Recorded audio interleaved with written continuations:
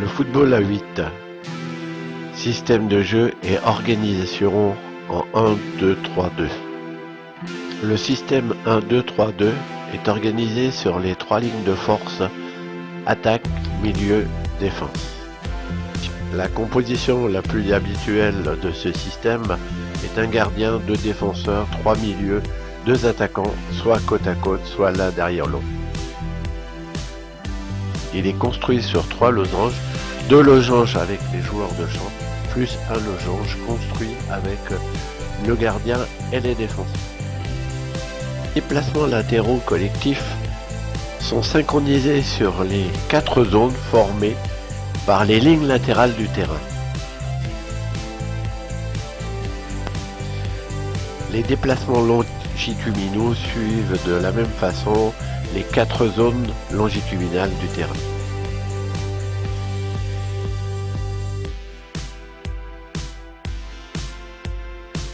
Lors de l'attaque, les blocs se déplient et s'étirent vers l'avant et sur les côtés pour créer l'espace qui va permettre le jeu.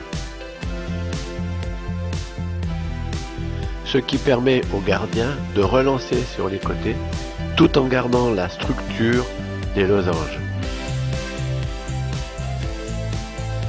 L'organisation en losange permet aux joueurs de se déplacer en rotation tout en gardant la même organisation, ce qui facilite leur compréhension des déplacements collectifs. Dès la perte du ballon, les joueurs se replient et les blocs s'écrasent tout en gardant l'organisation en losange.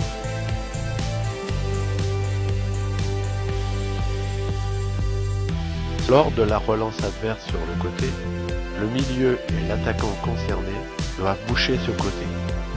Les autres joueurs en pivotant viennent assurer la couverture défensive du premier losange. Dans ce système, 2 joueurs sont importants. Le gardien qui doit apprendre à délivrer des passes dans les pieds de ses partenaires et le milieu central qui doit apprendre à récupérer et à organiser le jeu pour ses partenaires.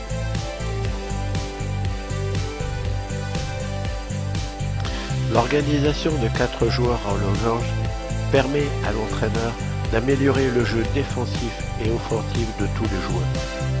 Car son objectif doit toujours être d'utiliser toutes les possibilités pour permettre de doter les joueurs de football d'une plus grande richesse tactique dans les situations réelles de match, qui pourra être utilisée dans les étapes postérieures de leur carrière.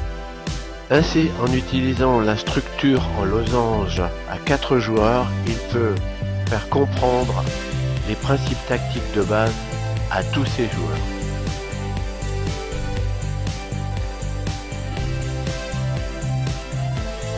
Comme tout système, le système en 1-2-3-2 a des avantages et des inconvénients. L'inconvénient de ce système, s'il est mal appliqué, c'est que les joueurs latéraux sur les côtés doivent couvrir beaucoup plus de terrain, car ils ont beaucoup plus d'espace à défendre. Par contre, ce système a de nombreux avantages et surtout il prépare les joueurs au football à 11.